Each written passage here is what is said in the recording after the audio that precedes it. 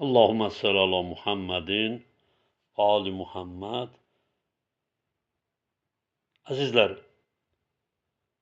İmam Hüseyin aleyhissalam Mədinədən çıxmaqla düşmənlərin arzusunu ürəyində qoydu. Kərbalada şəhid olacağını bilən İmam Hüseyin aleyhissalam niyə Məkkəyə gəldi? Məkkəyə gəlməkdən məqsəd odur ki, bu şəhər bütün dünya müsəlmanlarının mərkəzi idi. Yəni, müsəlman aləmində baş verən hadisədən, müsəlmançılığın problemlərindən burada bəhs edilir və bunlar hər yana yayılırdı. İmam da 3 ay burada qalmaqla öz əqidəsini xalqa çatdırmaq istəyirdi.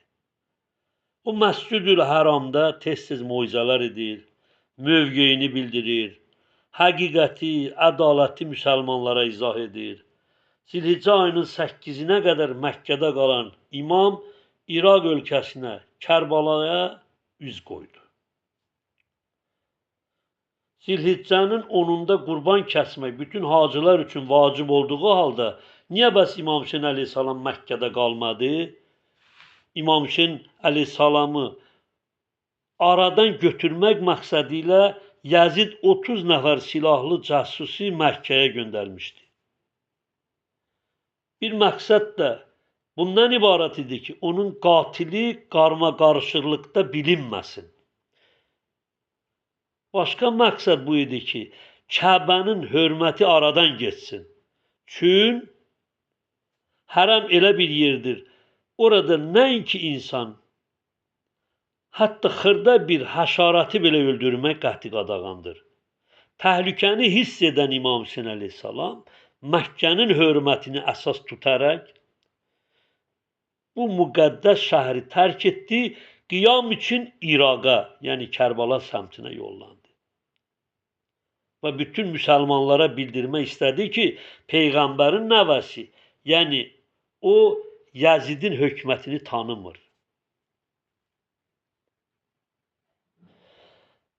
Əgər İmam Hüseyin Məkkədə qalsaydı, İmam Hüseyni Yəzidin cəsusları öldürərdi, sonra onun qatili o cəmin çoxluğunda bilməzdi və zaman-zaman o itərdi. Başqa məsələ budur ki, tarixdə yazılardı ki, İmam Hüseyin necə imam ola bilər ki, o Kəbənin həyətində qan töküb. Ki, bu haramdır, niyə İmam Hüseyin bəs burada qan töküb? Bu baxımdan Həzrət İmam Hüseyin Kəbəyə hörmət olaraq və Küfə əhlinin dəvəti ilə üzü Küfəyə hərəkət eləməyə başladı. Mədinədən İraqa gələn İmam Hüseyin əleyhissalam yol boyu deyirdi, mənim məqsədim budur ki, zülmün qarşısını alam. Əmr bil məruf və nəhy anil münkar bərqərar edəm. Allahın kitabını, cəddimin şəriətini qoruyam. İmam Hüseyin əleyhissalam yol boyu müxtəlif şəxslərlə rastlaşırdı.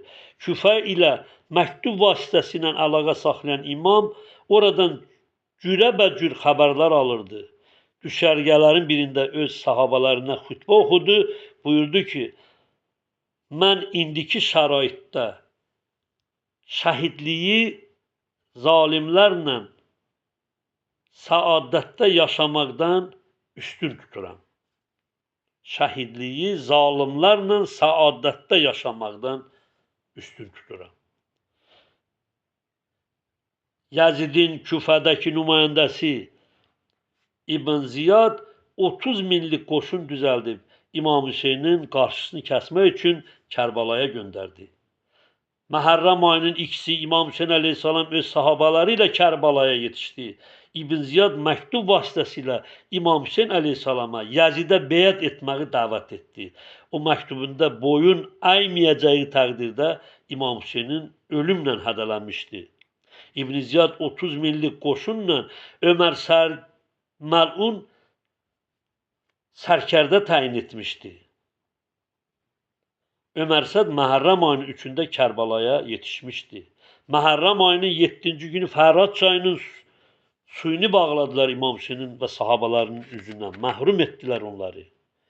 İmam Aşura gecəsində düşməndən bir fürsət kimi icazə istədi.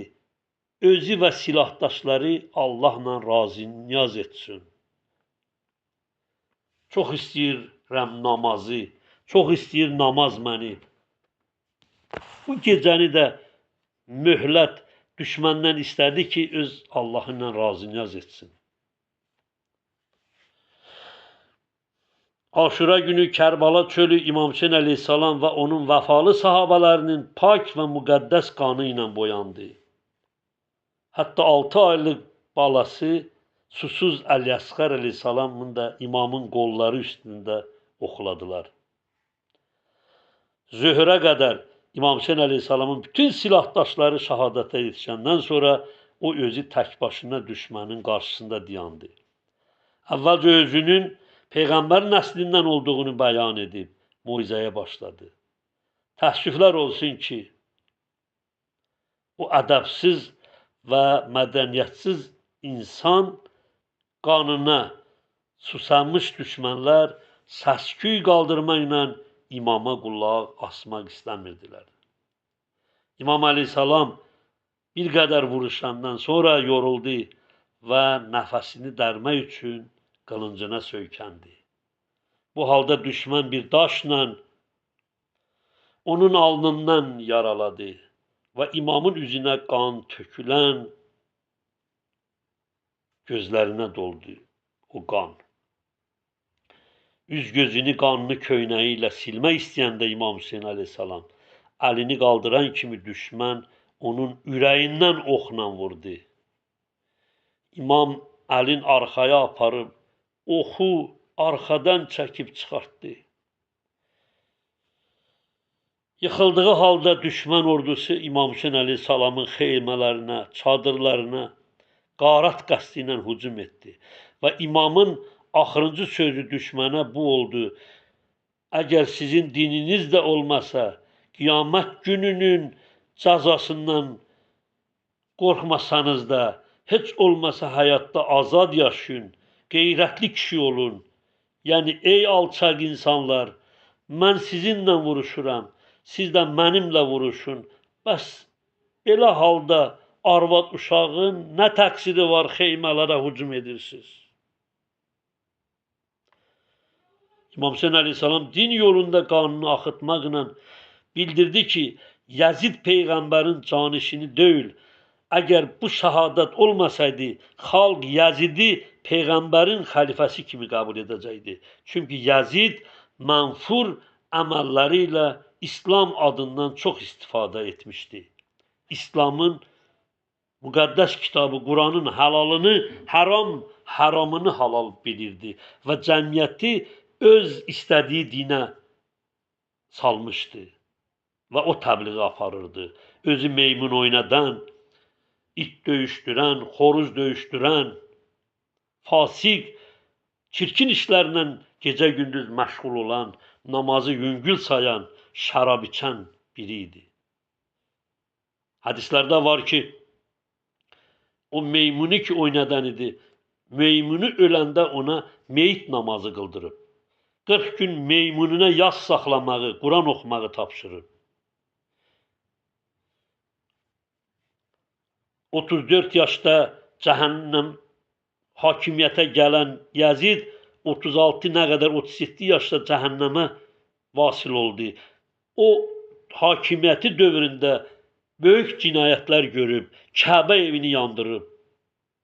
Mədinənin abidləri, mömin zahidləri haqq səsi qaldıranda onları zindana salıb, onların namuslarına təcavüz öz ordusu ilə etdirib. Və Həzrəti İmam Hüseyin Peyğəmbərin nəvəsin, qız gəlinlərin susuz başlarını kəsib, əsir götürüb çölləri diyar-bədiyar gəzdirib. Görürsünüzmü? Nə qədər böyük cinayətlər eləyib. İmam Hüseyin əleyhissalamın şəhadətindən sonra Həzrəti Zeynəb əleyhissalam və İmam Zeynül Abidin əleyhissalam hərarətli və məntiqi çıxışları ilə bütün müsəlman aləmini bu hadisə ilə tanış etdilər. Yəni bunlar bizə xarici deyirlər, ancaq əzanda səslənən Allahu Ekber, La ilahe illallah, Muhammeden Resulullah. Baxın, o Məhəmməd əleyhissalam bizim atamızdır, ya Yazidin atasıdır. Və insanları Natiqə Zeynəb əleyhissalamın çıxışı ilə, Zeynalabdinin xutbələri ilə, hətta Şamın girəcəyində onlar ki, böyük bir konsert proqramı hazırlayıb, dəf, saz, zurna, balaban çalıb, yer yemək, oynamaq ki, xaricilər gəlir, hamı tamaşaya çıxsın deyəndə, bax, Zeynəb xanım, Zeynalabdin əleyhissalamlar orada öz haqq səsini çıxartdılar və xalqa başa saldılar ki, biz Peyğəmbərin balalarıyıq.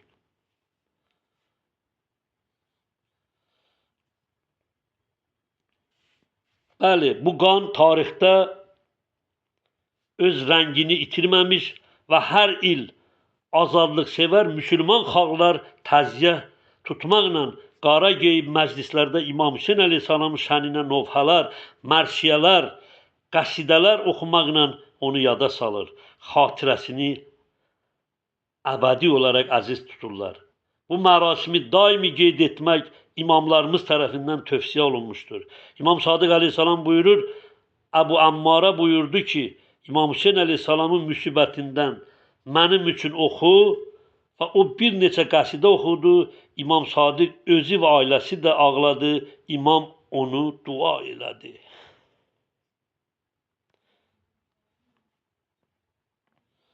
Din alimləri buyurublar ki, həc müəyyən şərtlərlə müsəlmana vacib olar. Bunlardan biri də yolu əminamanlığıdır. Əgər yolda xətər olsa, din alimləri həcci haram buyurarlar. Fikrimizdə var. Amma İmam Hüseyn əleyhissalamın məqbərəsini ziyarət etməyin o qədər əhəmiyyəti var ki, yolda təhlükə də olsa, onu ziyarət etmək tövsiyə olunur. Bu ziyarət, dəyərli əzizlərim, bu ziyarət təşviq olunub, tövsiyə olunub, təhlükə də olsa, gedin. Bu ziyarət bir növ İslam dərsidir və dindarlığın fəlsəfəsidir.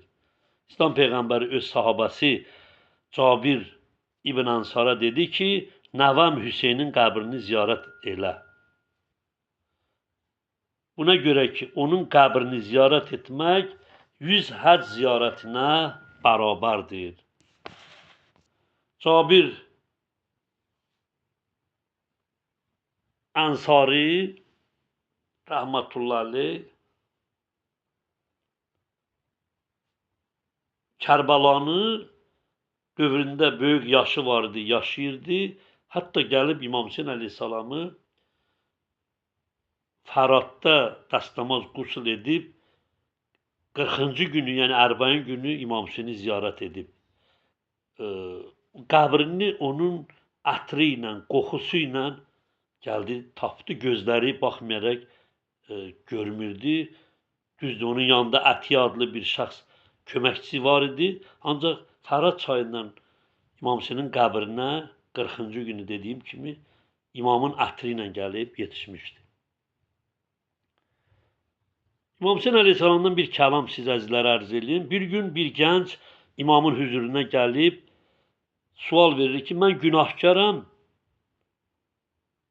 Necə edim ki, günahlara düşməyim? Ümumiyyətlə, günahlardan necə əl çəkim? Həzrət İmam Hüseyn əleyhissalam buyurur, 5 şərt var, buna əməl elə, günah onda etmə. Buyurdu, əgər sən günahla rastlaşsan, bunları yada sal. Allahın ruzilərindən yemə.